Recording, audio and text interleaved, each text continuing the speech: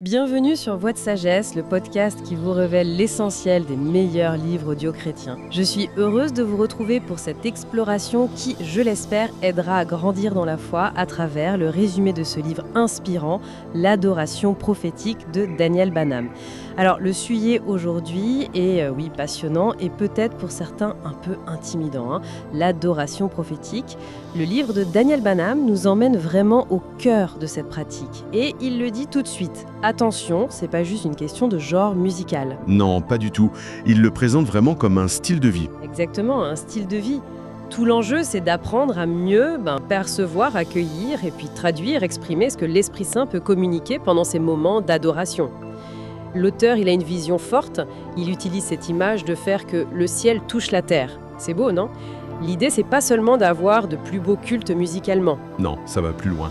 Oui, ça vise une adoration qui soit vivante, qui puisse vraiment transformer les gens, les assemblées, en profondeur.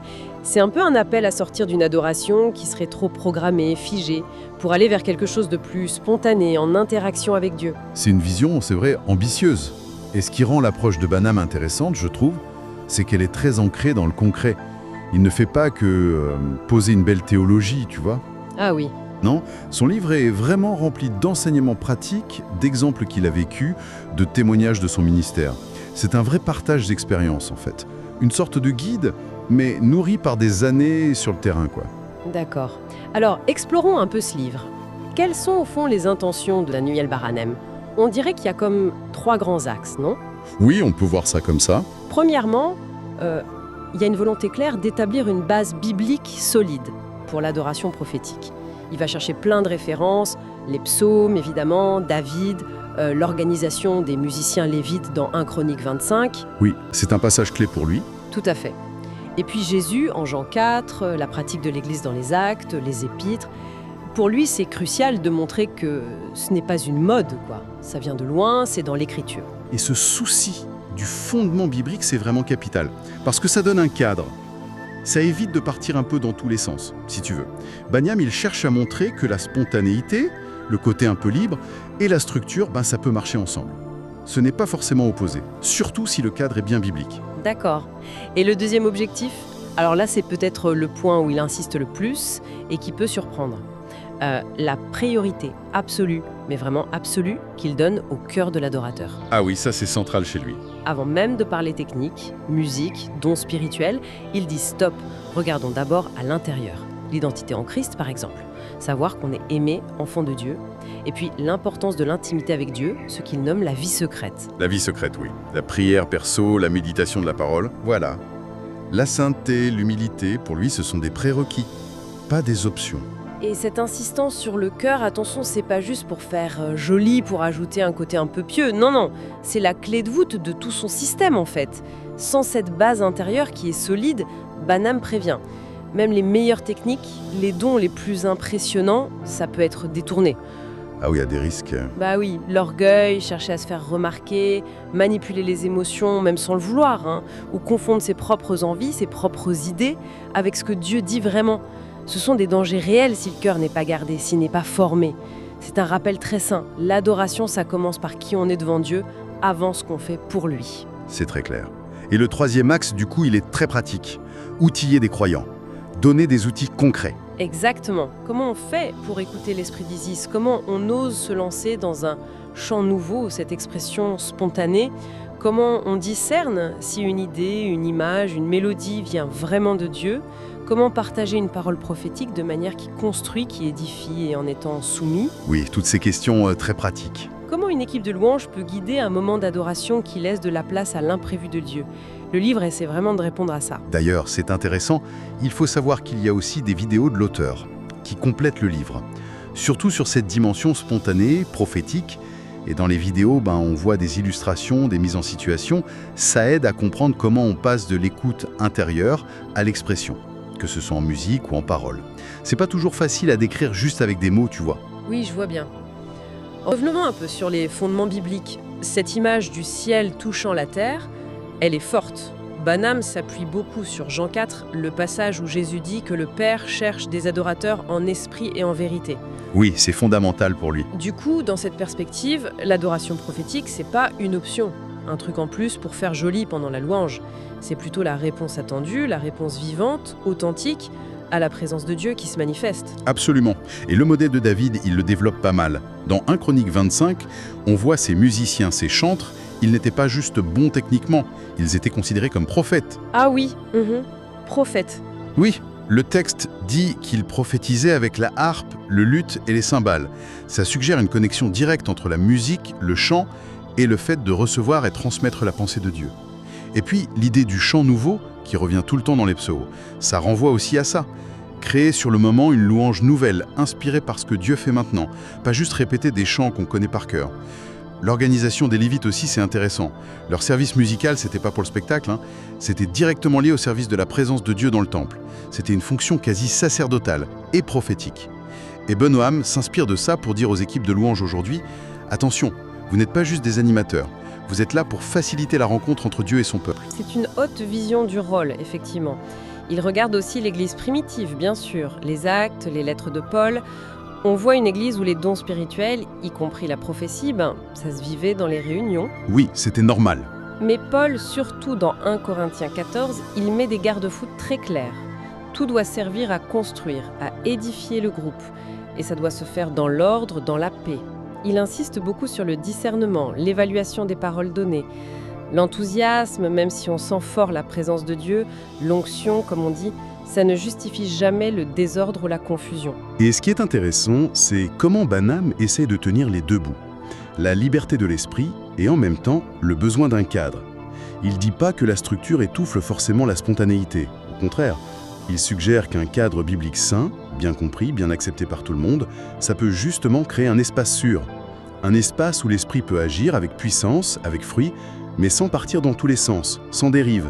C'est une réconciliation importante, je crois. Explorons encore un peu ce cœur de l'adorateur, cette fondation indispensable selon Bonhomme. Il parle de l'identité filiale d'abord, réaliser, vivre qu'on est enfant de Dieu. Pourquoi c'est si fondamental pour lui ?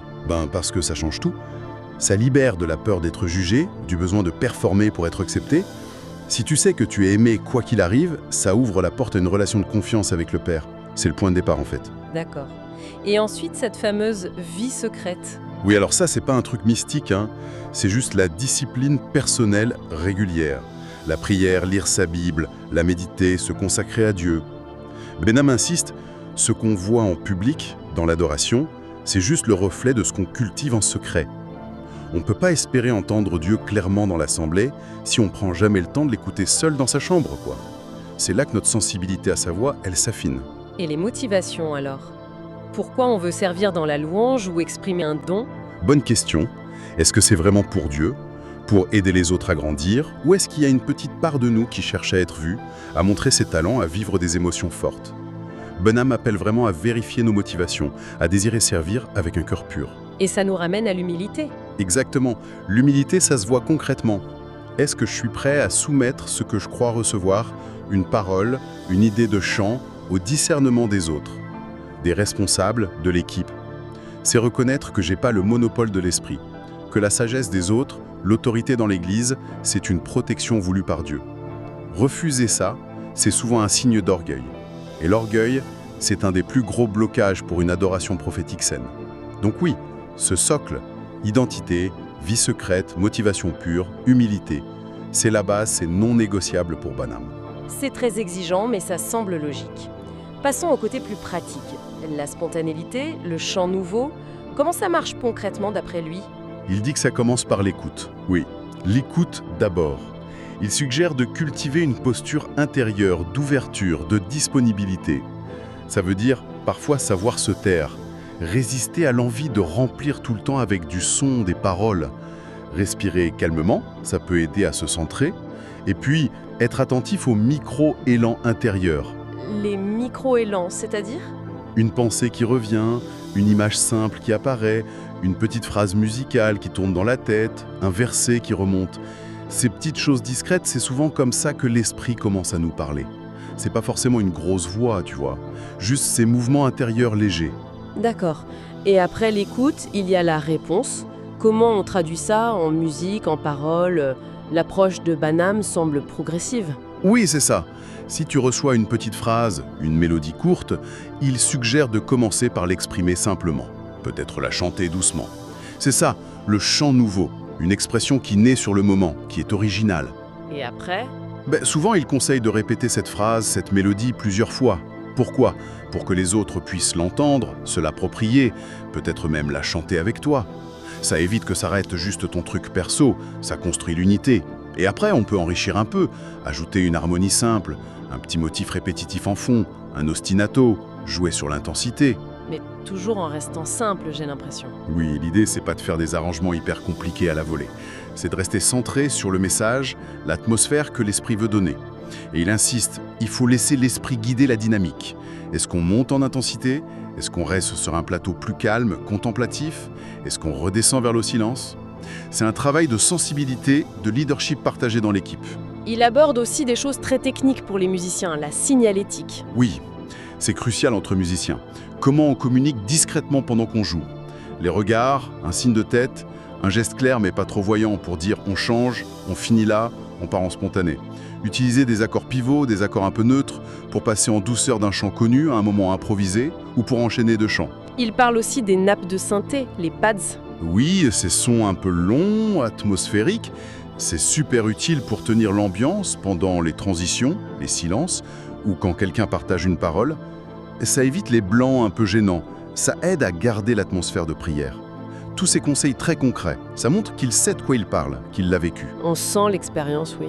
C'est pas juste de la théorie musicale, c'est vraiment un savoir-faire spirituel et relationnel dans l'équipe, pour bien servir l'assemblée. Un autre point sensible, discerner et partager une parole prophétique pendant l'adoration. Comment il aborde ça? Il parle d'une approche sûre et sobre. Il y a un filtre intérieur d'abord. Oui, un filtre avec plusieurs questions importantes. D'abord, est-ce que ce que je crois recevoir, ça colle avec la Bible? La Bible reste la référence numéro 1. Ensuite, est-ce que ça m'apporte la paix de Christ? Ou est-ce que ça crée de l'agitation, de la peur en moi? Une parole de Dieu, même si elle interpelle, doit amener la paix au final.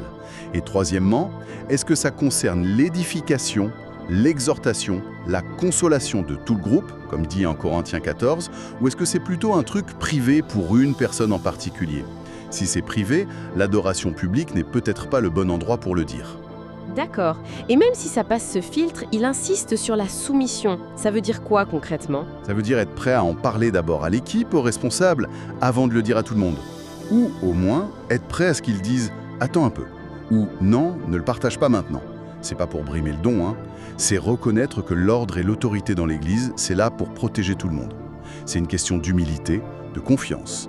Et si la parole doit être partagée, comment faire? Banham recommande la simplicité. Court, clair, doux. Le but, c'est pas de se mettre en avant, c'est de transmettre fidèlement.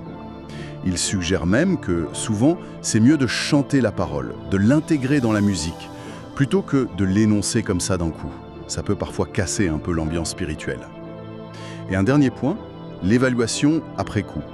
Banham encourage à prendre le temps, après la réunion, de discuter ensemble de ce qui a été partagé. Pas pour juger les gens, mais pour apprendre. Qu'est-ce que ça a produit comme fruit? Est-ce que ça a donné une direction claire, une consolation? Ça aide à affiner le discernement pour les prochaines fois. Le livre donne des exemples concrets de ce que ça veut dire « le ciel touche la terre ». Quels genres de fruits sont observés? Oui, et c'est pas toujours spectaculaire justement.